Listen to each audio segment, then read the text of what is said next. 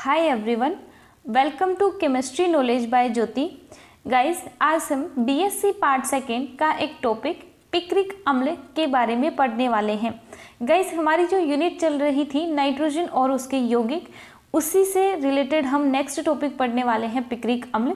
देखिएगा guys, picric अम्ल का फॉर्मूला आप लोगों के सामने है। फिनोल है, फिनोल की दोनों ऑर्थो पोजीशन पे और पैरा पोजीशन पे NO2 समूह यदि जुड़ा हुआ हो तो उसे पिक्रिक अम्ल या फिर 2,4,6 ट्राई नाइट्रोफिनोल कहा जाता है।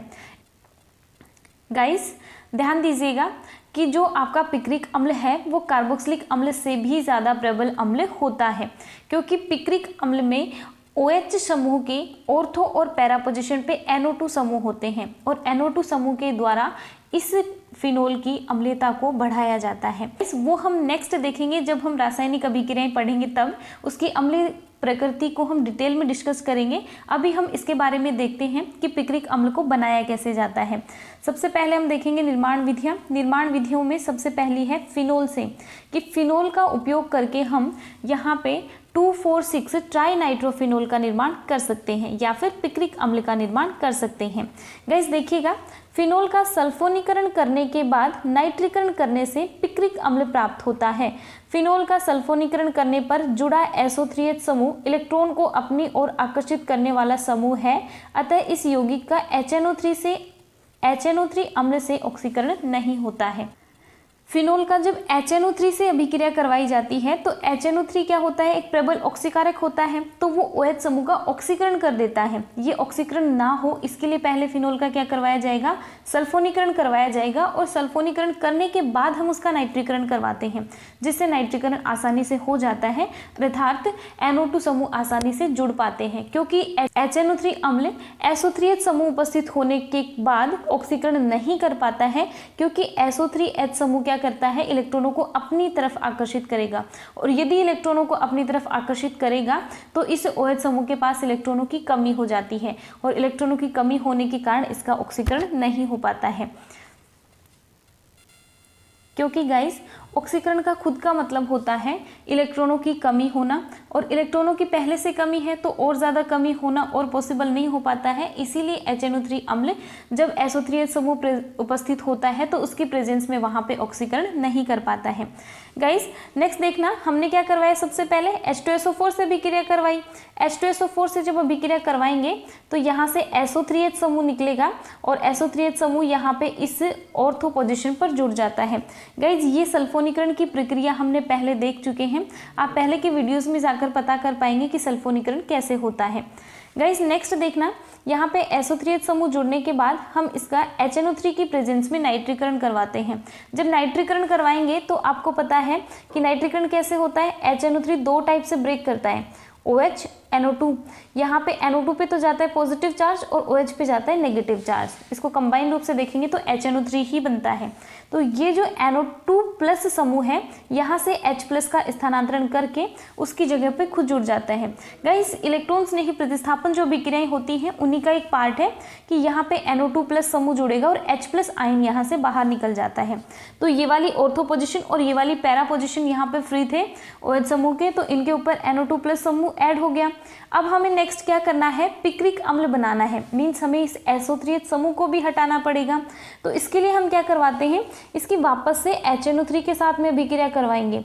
जब HNO3 के साथ में अभिक्रिया करवाएंगे तो इस बार ये NO2 प्लस समूह यहाँ से SO3H समूह जो था इसका प्रतिस्थापन करेगा, और इसका जब प्रतिस्थापन करेगा तो ये SO3H प्लस समूह और ये OH माइनस दोनों मिलकर बना लेंगे H2SO4, और इसकी जगह पे ये NO2 प्लस समूह जुड़कर यहाँ पे NO2 बना लेता है।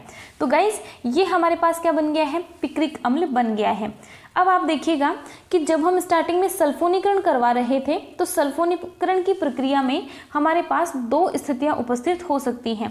पहली, हम ऑर्थो पोजीशन पे SO3H समूह ऐड करें, दूसरी हम पैरा पोजीशन पे ऐड करें। तो ऑर्थो पर जब हमने करवाया है तो उससे पिक्रिक अम्ल बना के हमने देख लिया है। अब आप देखेंगे पैरा पर जब करेंगे तो इस बार OH की पैरा पोजीशन पे SO3H समूह ऐड किया है। तो जब आप HNO3 से नाइट्रीकरण करवाएंगे तो इस कंडीशन में दोनों ऑर्थो पोजीशन पे NO2 समूह जुड़ता है, और जो पैरा पोजीशन बची हुई थी उसके साथ वापस से HNO3 से अभिक्रिया करवाते हैं तो उसके साथ में भी NO2 जुड़कर पिक्रिक अम्ल का निर्माण हो जाता है। तो गाइस इस प्रकार से फिनोल का उपयोग करके पिक्रिक अम्ल का निर्माण किया जा सकता है। नेक्स्ट देखिएगा क्लोरोबेंजीन से। क्लोरोबेंजीन का उच्च ताप व दाब पर नाइट्रीकरण करने से पिक्रिक अम्ल प्राप्त होता है।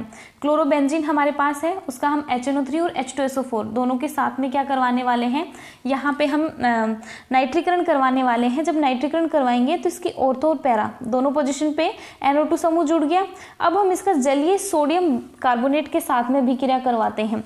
जलीय सोडियम कार्बोनेट है तो H2O प्रेजेंट होगा, H2O है तो वहाँ से H+ और OH- दो थे तो OH- जो है यहाँ पे Cl- का प्रतिस्थापन करके उसकी जगह पे जुड़ जाता है। अब वापस से जब हम इसका नाइट्रीकरण करवाते हैं तो एक जो ऑर्थो पोजीशन फ्री बची हुई थी उस ऑर्थो पोजीशन पे भी NO2+ समूह जुड़ता है और इसका नाइट्रीकरण हो जाता है, जिससे पिक्रिक अम्ल का निर्माण हो जाता है। गाइस ये दो मेथड थे जिनके द्वारा हमने पिक्रिक अम्ल का निर्माण कर लिया है। अब हम नेक्स्ट देखेंगे पिक्रिक अम्ल के भौतिक गुण। पिक्रिक अम्ल एक पीले रंग का क्रिस्टलीय कड़वे स्वाद वाला ठोस पदार्थ होता है।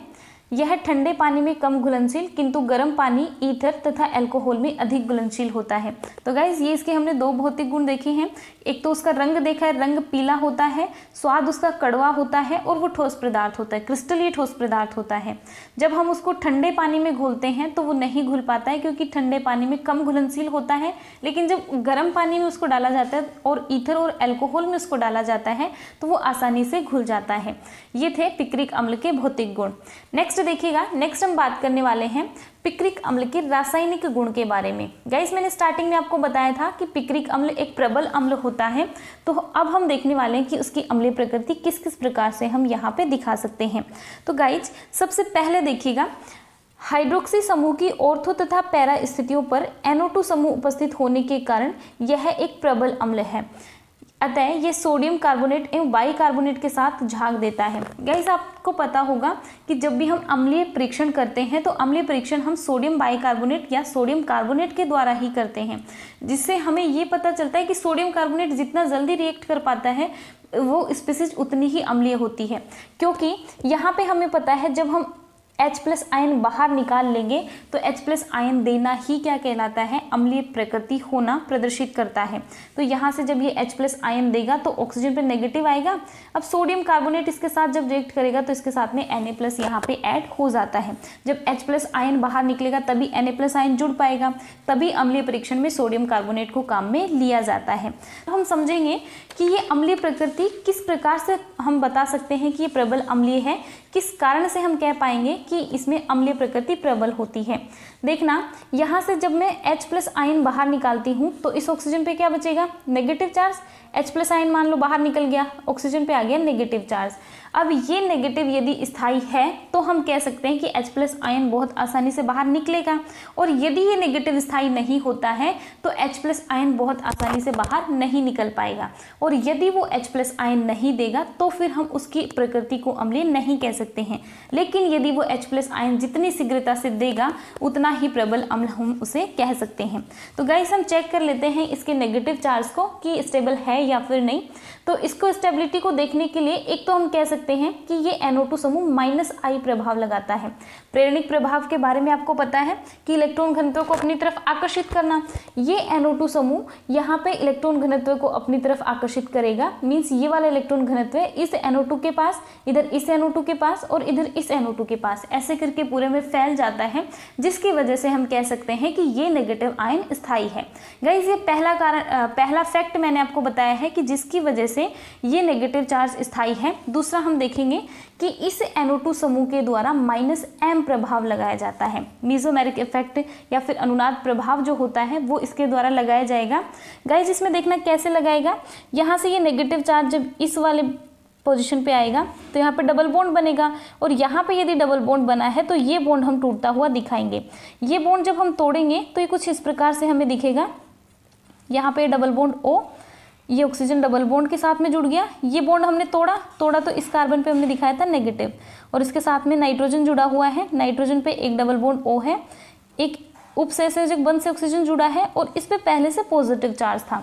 तो यहाँ पे ये नेगेटिव और ये पॉजिटिव दोनों क्या कर सकते हैं, एक दूसरे को अट्रैक्ट करके पाई बॉन्ड बना सकते हैं। तो यहाँ पे जब इन दोनों से पाई बॉन्ड बन जाएगा तो आप नेक्स्ट कुछ इस प्रकार से दिखा सकते हैं, इन दोनों के बीच में आएगा पाई बॉन्ड, तो ये वाला नाइट्रोजन क्या करेगा, इस ऑक्सीजन से जो डबल बॉन्ड जुड़ा था उस बॉन्ड को तोड़कर इस ऑक्सीजन पे नेगेटिव दिखा देता है, और एक ऑक्सीजन उपसहसंयोजक बंध द्वारा जुड़ा हुआ है जो कि हम इस प्रकार से दिखाएंगे, और इसका पॉजिटिव एज इट इज बना रह जाता है। क्योंकि नाइट्रोजन ने अपना लोन पेयर दे रखा है और लोन पेयर दे रखा है, तो हम क्या दिखाएंगे, यहाँ पे नाइट्रोजन पे पॉजिटिव चार्ज दिखाने वाले हैं। गाइस यहाँ से हमने दिखा दिया कि ये तो डबल बॉन्ड O था, इस कार्बन ने भी क्या किया, नाइट्रोजन के साथ में डबल बॉन्ड बना लिया। इधर से ये जो ऑक्सीजन ने डबल बॉन्ड बना रखा था वो क्या कर गया है, इस ऑक्सीजन पे नेगेटिव के फॉर्म में आ गया है। मीन्स इस नेगेटिव को हमने यहाँ से इस वाले ऑक्सीजन पे पहुँचा दिया है। गाइज ये तो हमने सिर्फ एक NO2 का इफेक्ट बताया है। यदि आप ध्यान से देखेंगे तो इधर आपको दूसरा NO2 भी दिख रहा होगा। ये NO2 भी सेम टाइप से क्या करने वाला है, इस पे नेगेटिव जा सकता है, पॉसिबिलिटी है। तो हम कह सकते हैं कि ये नेगेटिव इस ऑक्सीजन पे तो नहीं रुकेगा, कभी इस NO2 के पास जाएगा, कभी इस NO2 के पास। अब इसके अलावा देखना, पैरा पोजीशन पे भी एक NO2 जुड़ा हुआ है, इस NO2 पे भी ये नेगेटिव चार्ज जा सकता है। और कैसे जाएगा वो मैं आपको दिखा देती हूँ। मान लो हमने क्या किया था, यहाँ से ये वाला बॉन्ड ब्रेक किया, यहाँ पे जब हमने नेगेटिव दिखाया तो इस बार क्या हुआ कि यहाँ से ये वाला पाई बॉन्ड ब्रेक कर गया। ये पाई बॉन्ड ब्रेक करेगा तो इस पे आएगा पॉजिटिव और इस पे क्या आएगा, नेगेटिव। ये पॉजिटिव नेगेटिव तो क्या कर लेंगे, यहाँ पे पाई बॉन्ड बना लेंगे। कुछ इस प्रकार से मैं यहाँ पे दिखा सकती हूँ। ये देखना, ऑक्सीजन ने दिया तो डबल बॉन्ड O बना, यहाँ पे ये वाला बॉन्ड हमने तोड़ा, फिर यहाँ पे नेगेटिव आया था और ये पॉजिटिव आया, तो हमने इन दोनों के बीच में एक नया बॉन्ड बना दिया। यहाँ पे देखना, इस वाले कार्बन पे आ गया नेगेटिव, इसके साथ में जुड़ा हुआ है नाइट्रोजन जो कि जुड़ा है डबल बॉन्ड O से, और एक उपसहसंयोजक बंध बना हुआ है ऑक्सीजन के साथ में। इस प्रकार से आपको दिख गया कि यहाँ पे इस कार्बन पे नेगेटिव, ये नाइट्रोजन डबल बॉन्ड O के साथ में एक उपसहसंयोजक बंध के साथ में ऑक्सीजन से जुड़ा है। गाइज अब हम क्या करेंगे, हम सेम प्रोसेस दिखाएंगे। इस नाइट्रोजन पे पॉजिटिव पहले से था, ये पॉजिटिव नेगेटिव अट्रैक्ट होकर क्या कर लेंगे, पाई बॉन्ड बना लेंगे। इस प्रकार से आप यहाँ पे दिखा सकते हैं, ये बनेगा डबल बॉन्ड, ये नाइट्रोजन, और इस ऑक्सीजन पे आ जाएगा नेगेटिव चार्ज, और नाइट्रोजन पे पॉजिटिव रहेगा एज इट इज, और ये ऑक्सीजन जुड़ा हुआ है उपसहसंयोजक बंध से। गाइस इस प्रकार से यहाँ पे जो नेगेटिव था वो नेगेटिव कहाँ पे पहुँच गया, इस वाले ऑक्सीजन पे पहुँच गया। तो इस समूह में आप बोल सकते हैं कि पिक्रिक अम्ल में ऐसे 3 NO2 समूह होते हैं, और तीनों NO2 समूह में क्या करेगा, ये नेगेटिव चार्ज घूमता रहेगा, और जब ये नेगेटिव चार्ज घूमता रहेगा मतलब इस ऑक्सीजन पे अवेलेबल ही नहीं रहने वाला, बहुत ही शॉर्ट टाइम के लिए इस पे आने वाला है, और जब बहुत ही शॉर्ट टाइम पे आएगा तो बहुत आसानी से यहाँ से H+ आयन बाहर निकल सकता है और इस ऑक्सीजन पे नेगेटिव छोड़ सकता है, क्योंकि ये नेगेटिव यहाँ पे स्थायी होता है। और मैंने आपको जैसे स्टार्टिंग में ही बोला था कि यदि ये नेगेटिव स्थायी होगा तो नेगेटिव स्थायी होगा तो हम इसे अम्लीय प्रकृति का कह सकते हैं। इसीलिए पिक्रिक अम्ल कार्बोक्सिलिक अम्ल से भी ज़्यादा अम्लीय प्रकृति प्रदर्शित करता है। गाइस ये था इसका पहला रासायनिक गुण। अब हम देखने वाले हैं नेक्स्ट रासायनिक गुण। नेक्स्ट देखना, इसकी अभिक्रिया होती है PCl5 के साथ में। जब ये PCl5 से अभिक्रिया करता है तो पिक्रिक क्लोराइड बनाता है, और पिक्रिक क्लोराइड कैसे बनेगा, PCl5 में Cl जो है वो OH का प्रतिस्थापन कर देता है और ये निर्माण हो जाता है पिक्रिक क्लोराइड का। ये सिंपल सा नाभिक स्नेही प्रतिस्थापन हुआ है। गाइस नेक्स्ट देखना, पिक्रिक अम्ल का विरंजक चूर्ण क्या होता है, CaOCl2 के जलीय विलीन के साथ आसवन किया जाए तो क्लोरोपिक्रीन प्राप्त होता है, और क्लोरोपिक्रीन क्या होता है, CCl3NO2। प्रथम विश्व युद्ध में इस यौगिक को एक रासायनिक हथियार के रूप में काम में लिया गया था। जब प्रथम विश्व युद्ध हुआ था, वर्ल्ड वॉर हुआ था, उस टाइम हथियार के रूप में किसका काम में लिया गया था, क्लोरोपिक्रीन को काम में लिया गया था, जिसका रासायनिक सूत्र है CCl3NO2। नेक्स्ट देखिएगा, सोडियम सल्फाइड से अपचयन। पिक्रिक अम्ल का सोडियम सल्फाइड से अपचयन करने पर पिक्रेमिक अम्ल बनता है। अपचयन का मतलब क्या हो जाएगा, या तो ऑक्सीजन का हटना या फिर हाइड्रोजन का जुड़ना। तो यहाँ से हमने किसी एक NO2 समूह का क्या कर दिया है, सोडियम सल्फाइड के प्रेजेंस में अपचयन कर दिया है, ऑक्सीजन को हटाकर हाइड्रोजन ऐड कर दिया है, तो जिससे हमारे पास किसका निर्माण हो गया है, पिक्रेमिक अम्ल का। गाइस नेक्स्ट देखना, इसके उपयोग क्या क्या है। पिक्रिक अम्ल को रेशम एवं ऊन को रंगने के लिए रंजक के रूप में काम में लिया जा सकता है। यह एक प्रबल विस्फोटक के रूप में भी काम में लिया जा सकता है।